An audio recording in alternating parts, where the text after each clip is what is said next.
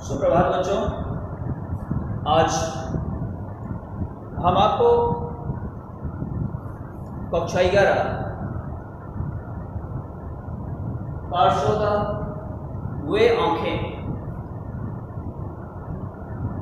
कवि सुमित्रानंदन दत्त, प्रकृति के सुकुमार कवि चतुर चितेरे कवि के संदर्भ में आज हम लोग पढ़ेंगे। तो सबसे पहले हम कवि को पढ़ने से, पाठ को पढ़ने से पहले थोड़ा सा कवि के बारे में जानना हम लोगों के लिए आवश्यक होगा। तो पंत जी का जन्म सन 1900 ईस्वी में अल्मोड़ा जिले के कौशानी नामक गांव में हुआ था। आपके पिता का नाम पंडित गंगादत्त पंत था, माता का नाम सरस्वती देवी।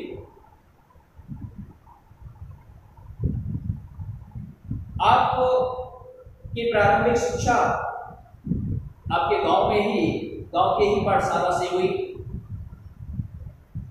और वहां से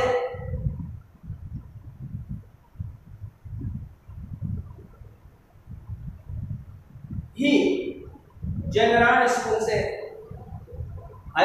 आपने हाई स्कूल किया और इंटर पढ़ने के लिए आप इलाहाबाद आ गए। किंतु इंटर की परीक्षा आप पास नहीं कर पाए और फिर आप घर चले गए और वहीं पर आपने स्वतंत्र रूप से बंगाली, अंग्रेजी और संस्कृत का गहन अध्ययन किया। आप प्रकृति के चतुर चितेरे बचपन से ही रहे हैं। प्रकृति की सुंदरतम लीला का वर्णन आपकी कृतियों में देखने को मिलता है। आपको प्रकृति का सुकुमार कवि भी कहा जाता है। बचपन से ही प्रकृति के प्रति आपका अनुराग रहा।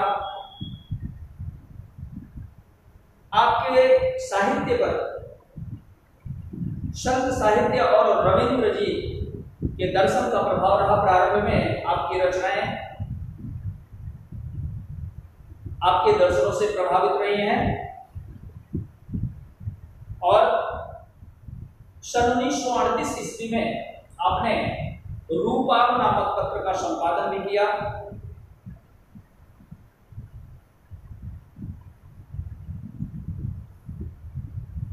आप सामाजिक बंधन में नहीं बंधे, आपने आजीवन अविवाहित रहे और हिंदी साहित्य को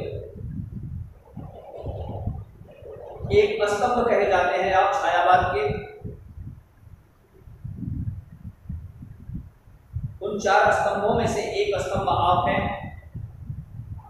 और इस स्तंभ का हिंदी साहित्य से प्रयाण 28 दिसंबर सन 1977 को हो जाता है। हिंदी साहित्य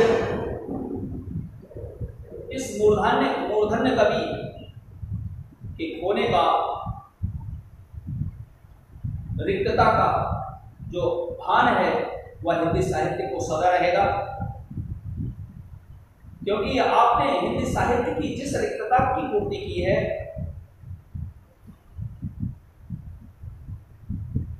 उसके लिए आप सदा अविस्मरणीय रहेंगे।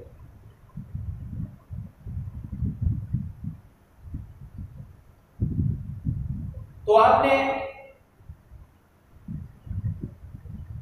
कक्षा 11 के पाठ में जो रखा है वो है वे आंखें, शीर्षक से है। वे आंखें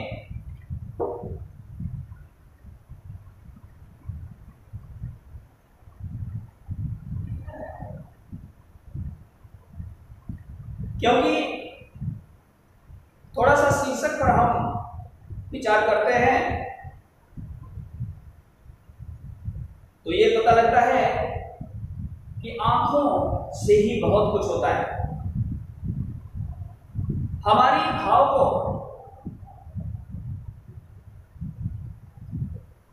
बहुत कुछ बताने का सफल माध्यम होती हैं आंखें। आंखों पर बहुत सारी फिल्म गीतें बनी हैं।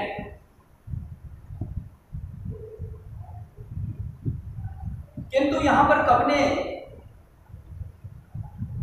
जिन आंखों की बात कही है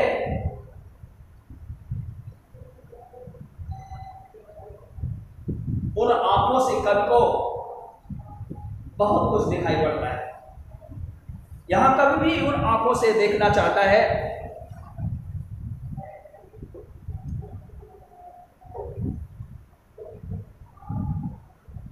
स्थिति है देश की स्वतंत्रता के पहले की।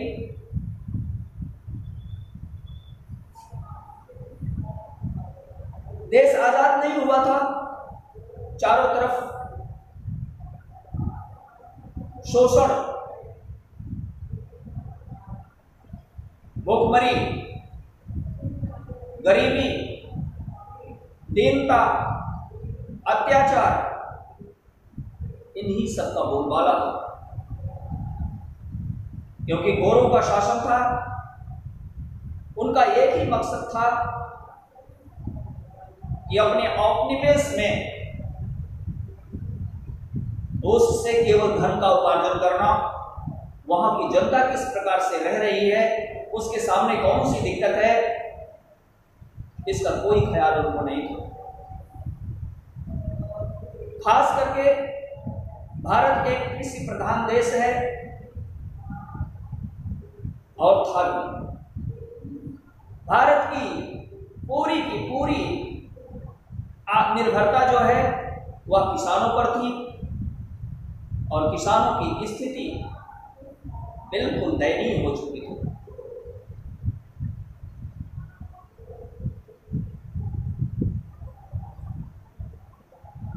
उसको अपनी खेती करने, अपनी किसानी करने के लिए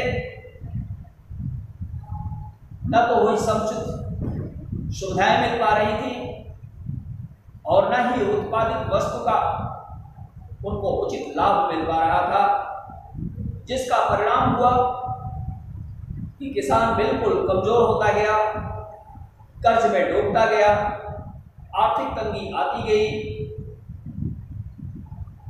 शोषण उसका होता गया, दुख के शिकंजे में वह फंसता गया।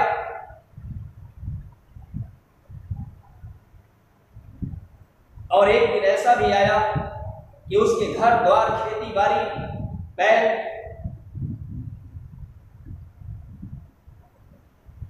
बिक गए, बीवी के गहने भी बिक गए और ब्याज न चुका पाने की स्थिति में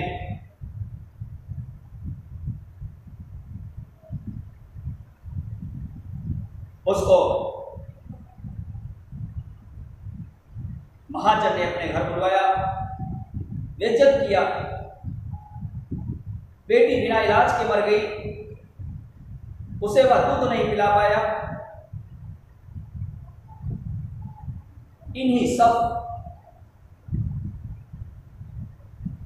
दृश्यों को हमारा कवि जो है वह उस किसान की आंखों में देखता है कि जो गड्ढे में धसी हुई आंखें उसकी हैं, उन आंखों में ये सारी समस्याएं जैसे कोई उकेर दिया हो, ये सब वहां से दिखाई पड़ रही हैं। और उन्हीं किसान की आंखों से इन दृश्यों को देख करके, इन समस्याओं को लेकर के कवि ने कविता गढ़ दी। इसलिए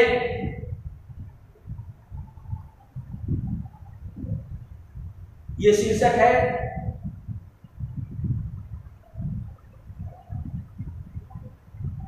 आइए हम लोग देखते हैं कि कविता क्या है। अंधकार की गुहा सरीखी, अंधकार की गुहा सरीखी, उस आंखों से डरता है मन, अंधकार की गुहा सरीखी उन आंखों से डरता है मन, भरा दूर तक उनमें दारुण दैन्य दुख का नीरव रुदन। पहला पद है अंधकार की गुहा सरीखी। गुहा का तात्पर्य यहां पर सबसे पहले मैं बता दूं, शब्दार्थ गुहा माने होता है गुफा, और अंधकार मीन्स आप जानते हैं अंधेरा, सरीखी मीन्स सदृश समान, दारुण मीन्स भयानक, दीनता मीन्स दैन मीन्स दीनता, गरीबी, नीरव मीन्स मौन, रोदन मीन्स रोना।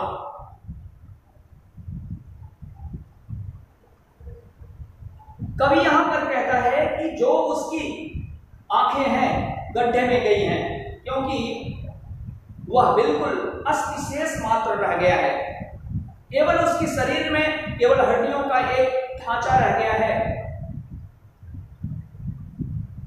समस्याओं से इतना घिर गया है कि उसके पास और कुछ भी विकल्प नहीं रह गया है कि वो अपनी समस्याओं का निराकरण कैसे करें। इसलिए उसकी आंख एक गुहा जैसी हो गई है, एक गुफा जैसी हो गई है, और उस गुफा में चुपचाप अपने रुदन को वह देख रहा है। रुदन चुपचाप बैठ करके उस गुफा में रुदन कर रहा है, जिसको देखने से भय लगता है। अब उसकी आंखों में रोदन है, दुख है, दैन्य है, निराशा है, अवसाद है, जिसको वह चुपचाप सह लेता है और चुपचाप रो रहा है, चुपचाप रो लेता है, और जिसको देखने के बाद डर लगता है, ऐसा कवि मानता है। अर्थात किसान की जो आंख है वह गुहा के सरीखे गड्ढे में चली गई है, और उसके आंखों में जितने अवसाद हैं सब भरे हुए हैं, उसके जीवन में जितने अवसाद हैं सब भरे हुए हैं, और उसको वह अंतरतम में ही घुट घुट करके उसको पी रहा है। उसकी हालचाल, उसकी दशा, उसकी दीनता का निराकरण करने वाला कोई नहीं है, न तो सरकार है और न ही सरकार के द्वारा कोई भी ऐसी व्यवस्था की गई है कि जिससे उसका निराकरण हो सके उस किसान। आगे के पद में देखिए,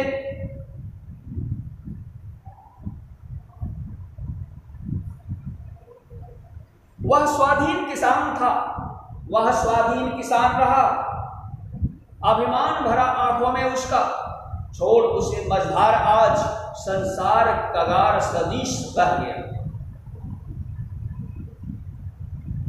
संसार कगार सदीश बह खिसका। स्वाधीन, स्वतंत्र, अभिमान, गर्व, स्वाभिमान, मझधार। मझधार मीन्स होता है धारा का मध्य भाग, जो इधर भी ना हो और इधर भी ना हो, बीच में। कगार सदृश, कगार मीन्स होता है किनारा जो कट कट करके गिर रहा होता है। आप नदी के किनारे खड़े हो जाइए, जहां नदी अपने वेग से जब चलती है, बहती है, तो उसके पानी के लहरों से उसके किनारे जो होते हैं वो धीरे धीरे कट करके गिर रहे होते हैं, वही कगार है। वह स्वाधीन था। कभी हमारा बताना चाहता है, संदर्भ निम्नवत है, हमारा कवि यह बताना चाहता है कि वह स्वाधीन तो था, किंतु अभिमान था उसके आंखों में, गर्व था उसकी आंखों में, क्योंकि वो किसी का कभी भी मुरीद नहीं बनना चाहता था। स्वाभिमान उसकी आंखों में, उसके कार्यों में झलक रहा था, दिखाई पड़ रहा था, स्पष्ट दिखाई पड़ रहा था। लेकिन आज ये जितनी भी समस्याएं हैं उसको ऐसे मझधार में, वो अपने जीवन के ऐसे मझधार में, इन समस्याओं के मझधार में फंस गया है कि जिसको ना तो इधर जाने का सहारा मिल रहा है और ना ही उस तरफ जाने का सहारा मिल रहा है।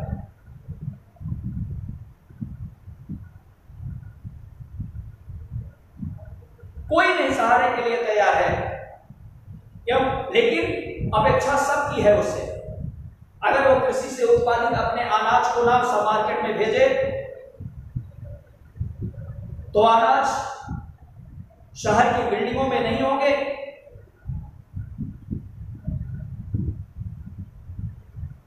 संगमरमर के पत्थर पर अनाज नहीं पैदा होता है।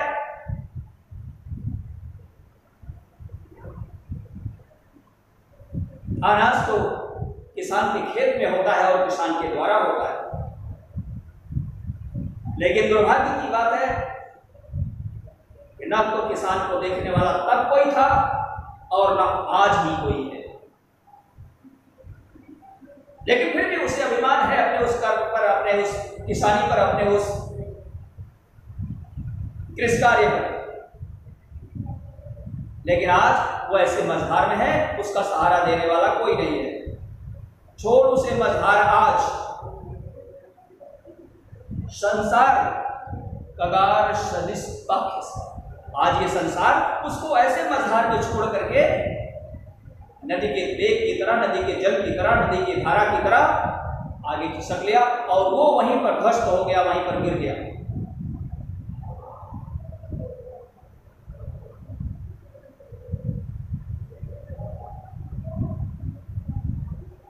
आगे कभी बताता है कि उसके सामने और कौन सी स्थिति आती है।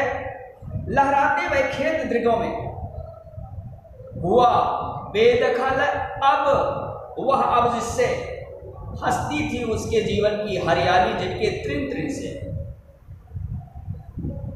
पूर्वत है। किसान की सबसे बड़ी संपत्ति उसका खेत लहलहाता हुआ फसल है, लहलहाती हुई फसल है और उसका खेत उसकी सबसे बड़ी संपत्ति है। यहां तक कि कहा गया है कि जिस प्रकार से एक संस्कृत के आचार्य को,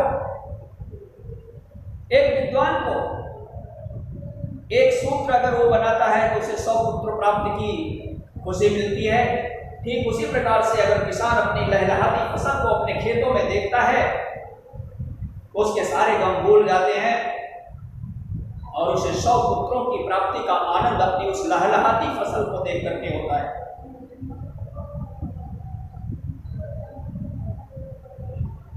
लेकिन यहां पर कवि बताना चाहता है जिस पर हमारे किसान को नाज था, बड़े ही अरमान से उसने फसल को उगाया था, उसमें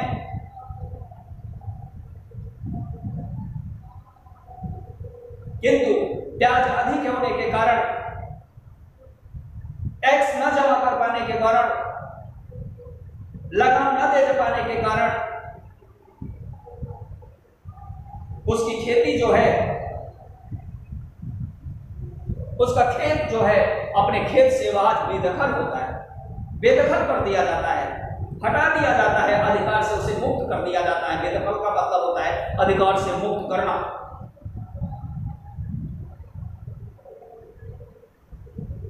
लहराना, सुनाना, झूमना,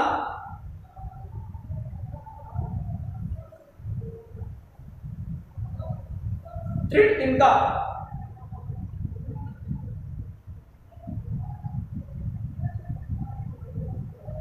लहराते हुए खेत उसके दृगों में आज भी दिखाई पड़ रहे हैं। उसकी आंखों को देखने से लगता है कि उसकी आंखों में आज भी उसके खेत के प्रति, उसकी फसल के प्रति आज भी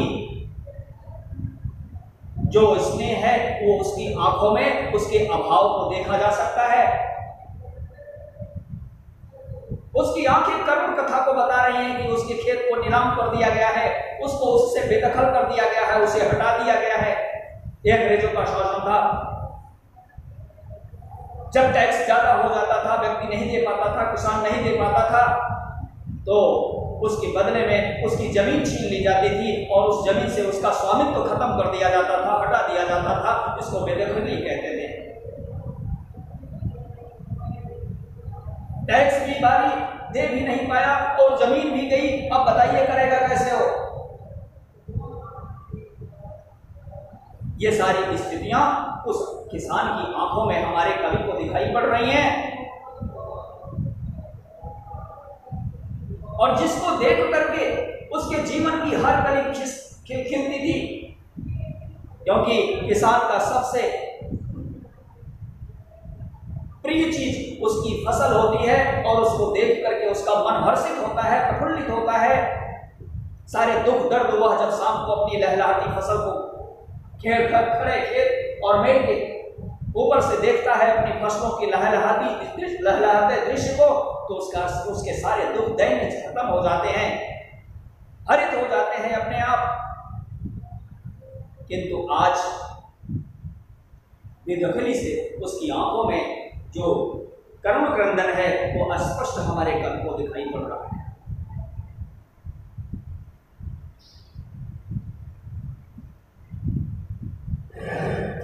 अगले पद में देखिए, आंखों में ही घूमा करता वह उसकी आंखों का तारा, करकुनों की लाठी से जो गया जवाहरी जवानी में मारा।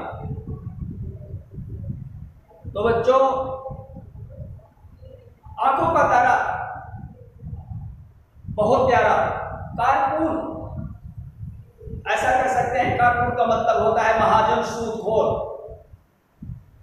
सूदखोर जानते हैं ना, कि ऐसे जो महाजन होते हैं जो किसी की मजबूरी का नाजायज लाभ उठाते हैं अपनी उपलब्धता के आधार पर। किसी भी गरीब व्यक्ति के पास पैसा नहीं होता है और उस पैसे के लिए जब वह महाजन के पास जाता है तो वह महाजन उस गरीब की मजबूरी का नाजायज लाभ उठा करके अधिक से अधिक रेट पर वह पैसे देता है। आप समझ ही सकते हैं कि वह गरीब, वह किसान कैसे उस भारी भरकम रेट के पैसे को चुकता कर पाएगा। अगर उसके पास इतनी क्षमता ही होती तो क्यों लेता। ऐसे सूदखोर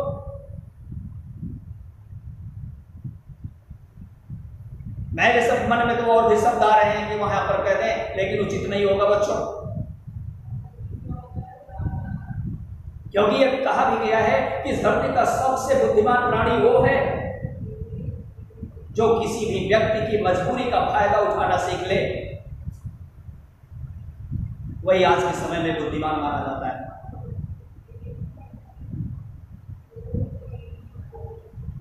कारकुन का मतलब कि सूदखोर, महाजन, और उसकी आंखों का तारा, उसकी आंखों का तारा उसका बेटा था।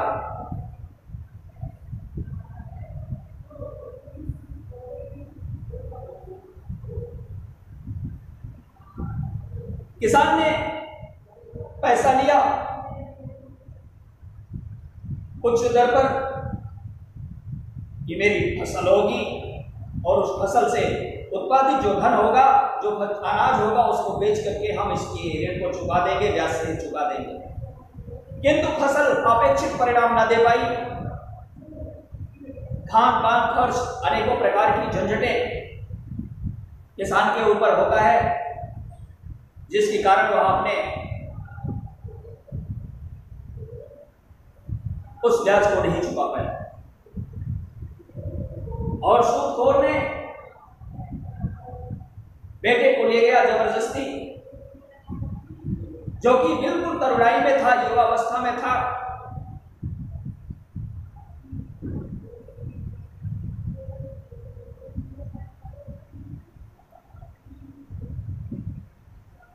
उसको मार डाला गया।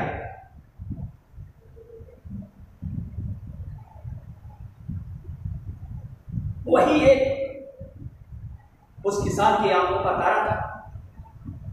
एक सहारा था।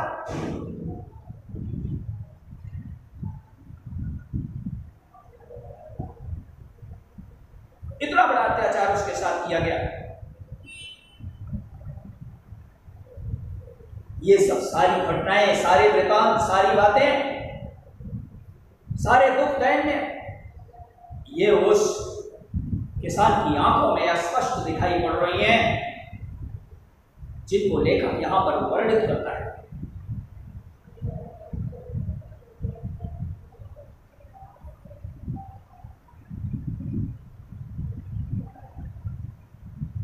क्या उम्मीद कर सकते हैं आप इस प्रकार के कृतित्व से? मैं एक प्रश्न करता हूं, कोई भी व्यक्ति कितना भी पैसा क्यों न कमा ले, लेकिन वो पैसे को नहीं खाएगा।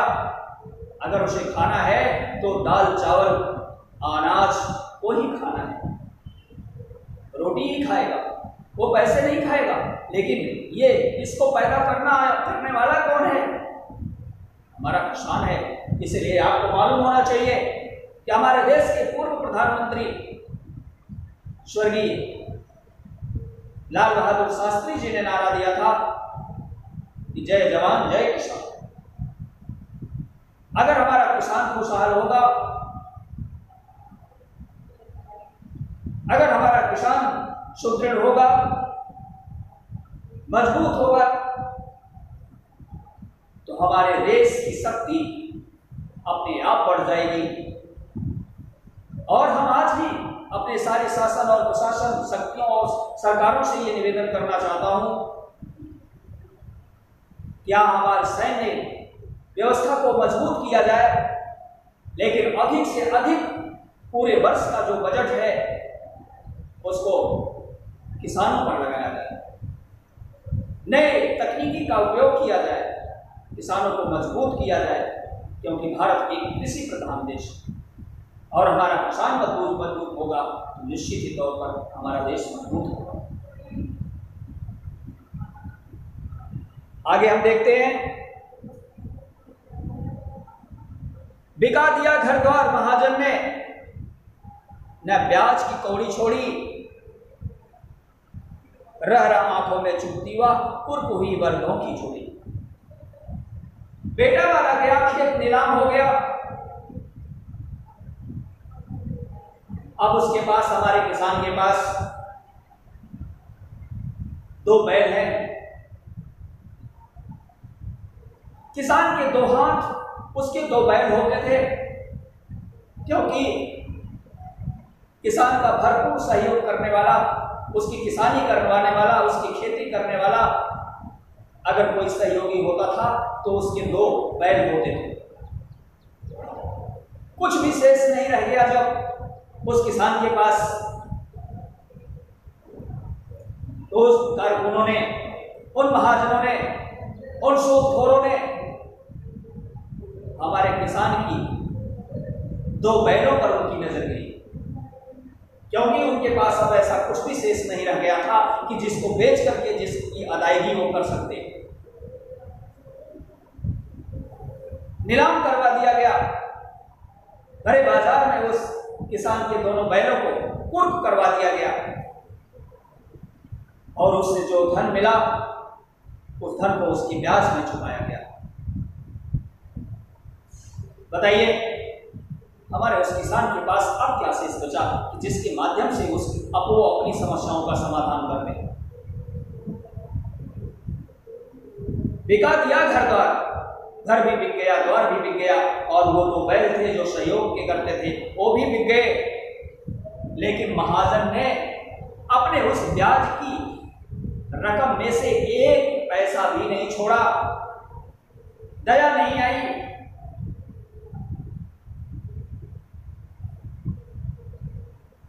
आज भी ये स्थिति उन दोनों बैलों की जो जोड़ी थी अत्यंत प्यारी थी उस किसान को, आज भी उसके आंखों में उस दुख को, उस दर्द को देखा जा सकता है। और हमारे कवि ने उन आंखों में उसकी टीस, उसकी कसक को जरूर देखा और उसका वर्णन यहां पर किया है।